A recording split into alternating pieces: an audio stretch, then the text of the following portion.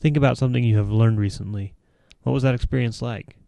The other day, I was reading in a book about developing e-learning. And I know it sounds a little bit dry, but I was finding it useful.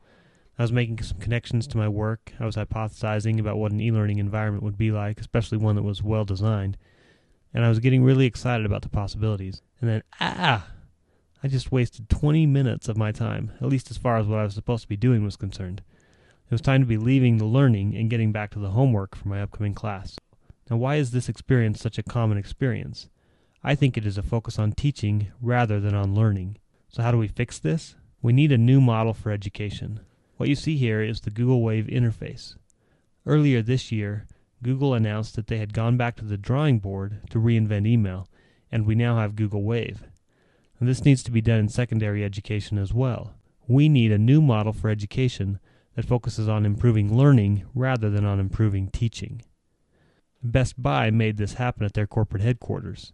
Cali, Ressler, and Jody Thompson managed to break down the myths that form the foundations of the 9-to-5, 40-hour-a-week work environment, and this fundamental shift away from that succeeded. They call this the results-only work environment, and it has 13 guideposts. Here's the 13 guideposts adapted for learning. 1. People at all levels, including students, stop doing anything that is a waste of their time or the students' time. No more busy work, no more grading busy work. If you look at a typical classroom today, you would probably find that the F students already live by this rule, and that the A students would gain much more from the same work if it required them to think a little more. Number 2. Students have the freedom to work any way they want.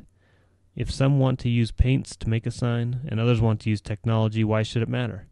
If the goal is to make a sign that sends a specific message, then the goal is to make a sign, and they should be able to do it any way they want. Number 3. Every day feels like a Saturday. What does this mean? Well, it means that you have things to do, and when you get the things done, you move on to something else. You aren't required to focus on one particular thing for a set amount of time. As you are letting the day's history lectures sink into everybody around you, why not go work on something else for a while, instead of waiting for everybody else to get done so that you can move on to the next task? Number 4. People, including students, have an unlimited amount of free time. No more grading based on participation. This type of change is necessary in order to ensure that a couple of the previously mentioned guidelines are being followed, including number 1, people not doing anything that is a waste of their time, and number 3, every day feels like a Saturday. 5. School isn't a place you go, it is something you do. Learning can happen anywhere, anytime, in any situation. Students, teachers, administrators, parents, and everyone else involved in the students' lives needs to realize this. When you give students more freedom during school hours, they will recognize the value in learning outside school hours. Number 6. Arriving at school at 12 p.m. is not arriving late. Leaving the school at 12 p.m. is not leaving early. Student activities take time, and some of these activities can be done in the morning, others in the evening, but even more important is busting the myth that there is a set effective time when people should show up and a set effective time when they should leave. Number 7. Nobody talks about how long they spent doing homework, how many pages they read, or how many points they earned. Now we are starting to get into the results-only part of the results-only learning environment, or the role. The purpose of education is to learn, and schools should support this goal, and that means that what goes on in schools should be focused on learning. Number 8. Every lecture is optional. For some of us, this could be pretty scary. We run the risk of having nobody paying attention to us. But should they really be paying attention to us? If the information from the lecture could be conveyed in a more efficient way, such as a text message or an email, this allows that to happen. Number 9. It is okay to text a friend during English class, to read a book during math class, and to listen to music during gym class.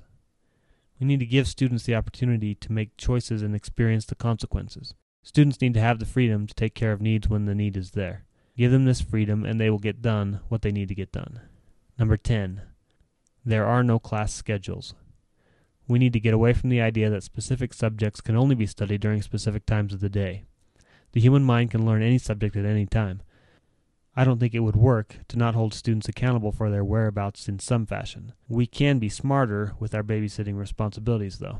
Number 11. Nobody feels guilty, overworked, or stressed out, especially teachers. In a results-only environment, the student is responsible for their results. While teachers will be expected to support and encourage, some students will choose to fail. And more learning will occur in a results-only learning environment, and that will make it so teachers feel less guilt, less stress, and less overworked.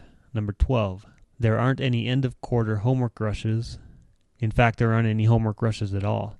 No piles of homework laying around waiting to be graded and entered. No extra credit. Students know what they need to do, and they know that simply turning in homework will not get them any results. They know they need to learn, and that by learning they will be successful. Number 13. There is no judgment about how students spend their time. A student sleeping during a lecture may or may not be doing what they need to be doing to get results, but they won't be judged for sleeping or learning something other than what the rest of the class is learning that day. Students are only judged on their results, and the desired results are understood by all involved. So there you have them, the 13 guideposts for a results-only learning environment, or a role. But will it work? According to Maslow's hierarchy of needs, the need to know and understand, and the need for the aesthetic are needs that all students will have. So students will have an inner drive to meet this need, and that need can be met by them learning in a results-only learning environment. And technology is going to play a significant role in this kind of an environment, in that it allows students to work in any way that they want, and it allows them to get the information they need outside of the confines of a traditional classroom. And with some guidance from teachers and from each other, students will be able to use technology to quickly find the information they need when they need it. The change from the traditional teacher-centered educational environment that has readily become a symbol for education in the United States to a learner-centered environment can be made, but it will take time and effort. If the time is put in, if the effort is expended, the results of the results-only learning environment will be worth it.